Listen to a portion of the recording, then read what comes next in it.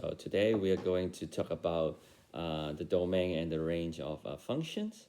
So firstly, we will stay with the functions which donate by fx. Okay, so we'll talk about the domain and the range. And the domain of this is basically focusing on the values of x we put in or substitute into the functions. Okay, so it describes the values of x, which makes the outcomes of these functions visible.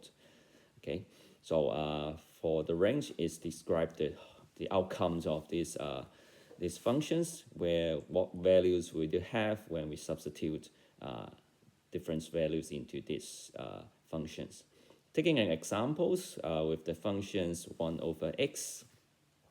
So for these functions, actually talking about the domain, we focus on the values of x, which makes these functions valid. So actually we can put it all values of x into these functions. We substitute positive, negative, or even decimal fractions, we got values of this function. But except one values, because the x is on the denominator, so the values of x cannot be equals to 0. Once it's equals to 0, this function is undefined. So the domains of these functions is all values of x except it is 0. Okay, so because for 0, this function is undefined. Okay, so all values we can put in, but except 0. Talking about the range of these functions, so for this range, actually we can put it all values, so the outcomes of these functions can be anything. Okay, can be anything. Okay, so starting from negative infinity to positive infinity. Okay, of course, you may say, can it be 0? For these functions, we cannot get the values of zeros to be the outcome. Okay, so the range will be negative infinity to positive infinity except 0 as well. Okay, or you say all values except 0.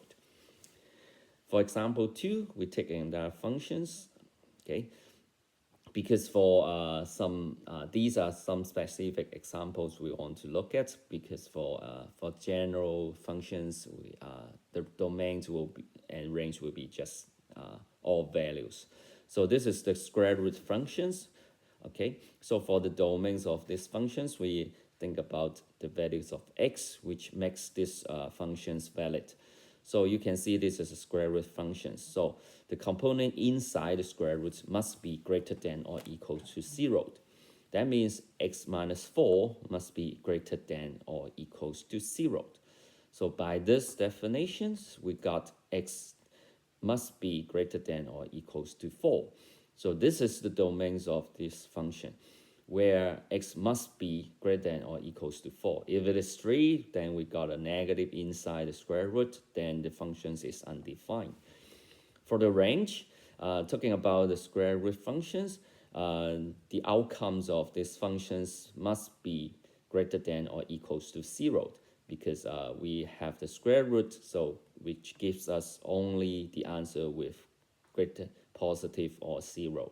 So we'll write the range as 0 to infinity. Okay, so this bracket represents the starting and the endings of the range. Okay, 0 to infinity. Okay, so let's talk about the last examples. So normally we will get the notations of the functions with fx, but sometimes we will be given an equation, so not a function.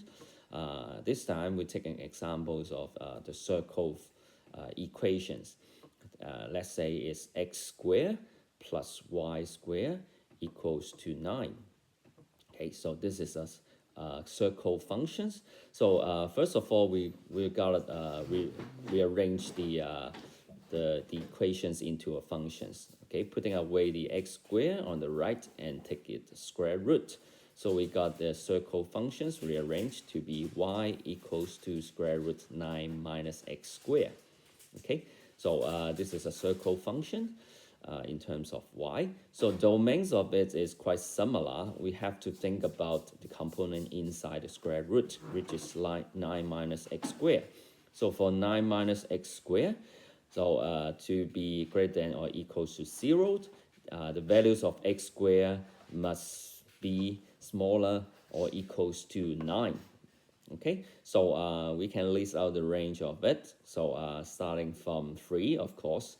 So 3 square is 9, and then 2 square is 4, which is smaller than 9. But if it is greater than 3, it's not valid. So the value starting from 3 to 1, of course, we can have decimal in between, 0.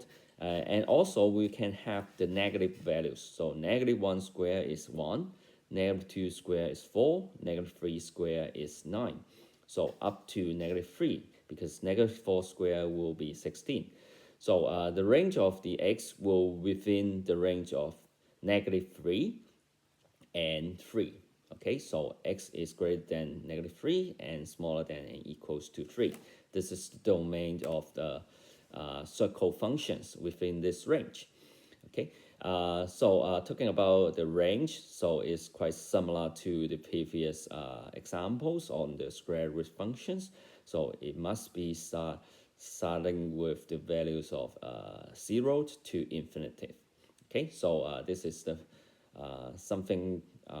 the two important definitions on the functions, talking about the domain and the range. So domains is on the values of x, and range is on the outcome.